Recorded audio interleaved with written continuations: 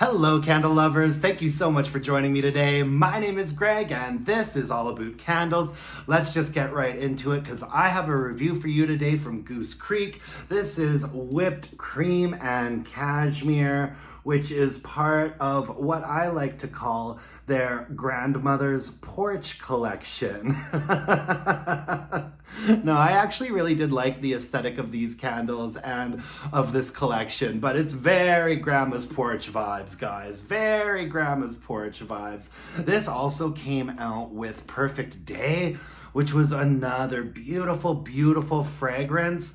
And there were some good things about this candle, and there were some not so good things about this candle. The good things about this candle is the beautiful fragrance notes.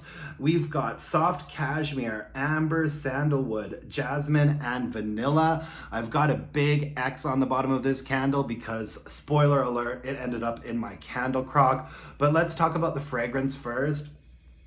It is a really, really beautiful, soft, luxurious cashmere fragrance. It does remind me a fair bit of Snowflakes and Cashmere from Bath and Body Works. And I did burn that candle last year, and I was disappointed with the strength and throw, but this candle performed strength and throw wise quite a bit better. And it's just a beautiful, soft, luxurious fragrance. Oof. On top, you've got like a sort of creamy vanilla note, which I really like because oftentimes in candles like this, the base is where you find that sort of soft vanilla note. But on this one, it's kind of what hits you first. And then in the mid-range of the candle, you have the cashmere. Definitely like a slightly warm, linen-y, musky, middle range vibe. And then in the base, there's a really gorgeous amber. Oh, it smells like a glowing amber note on the bottom. It's really nicely balanced. It's really warm. It's really lovely. It's really like Snowflakes and Cashmere from Bath and Body Works, which is a great scent. But man, that candle sucked. This one performed better in some respects because the strength and throw on this was pretty good. I'd say that it averaged at a 6.5, and some of the burns were probably a 7 in the mid-range with deep even wax pools. You have to be so careful though with these Goose Creek candles because you turn your back on them for 1 minute and that is what happens. I mean, I hadn't even been burning them for that long. I've got rules with Goose Creek, you know, and my rules are 2-hour burn maximum. Trim the wicks down to nubs every time. And even if you do that and you keep a really close eye on it, I turned around and this candle just had black, dirty, oily soot just swirling around. And so I immediately blew it out. And I was upset because, you know, we're only at about this point here. And so I put it in my candle crock and I cranked it. And oof, that got up to probably an 8. I mean, it was strong, but it wasn't strong in a good way because the wax had already become funky and grody and corrupted.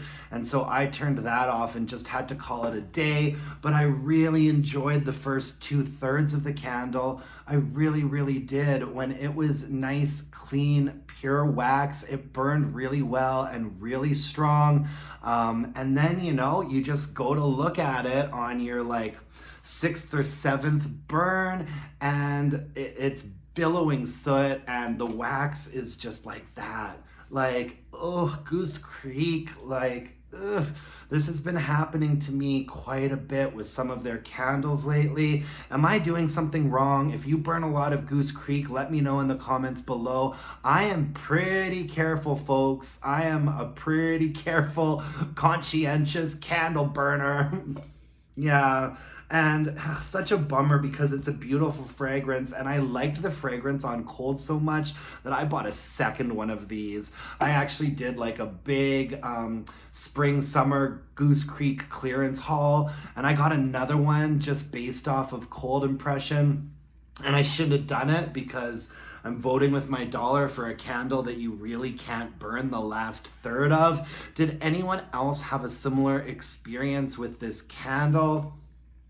Oh God, what a bummer. Such a beautiful fragrance.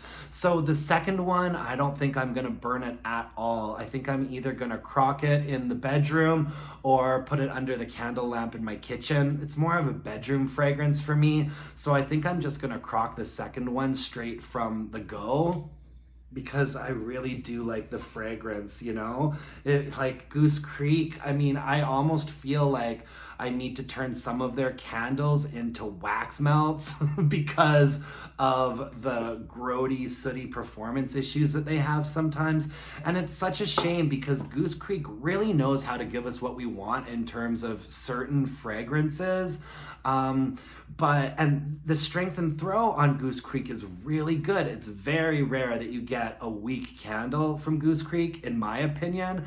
But I mean, the last third of the candle, it's even worse than the Bath and Body Works last third of a candle can be sometimes, because you've got to watch them like a toddler. You turn your back for a second and you're screwed, right? It's really not acceptable.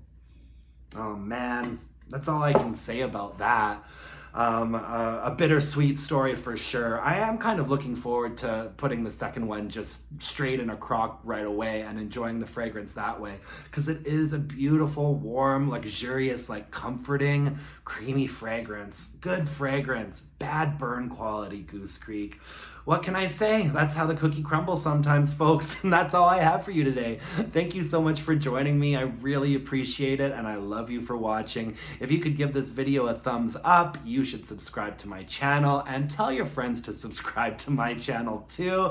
You can email me at allabootcandles@gmail.com. Follow me on Instagram at allabootcandles, and until next time, my friends, let's burn some candles and bitch about it. Thanks, folks. Bye now.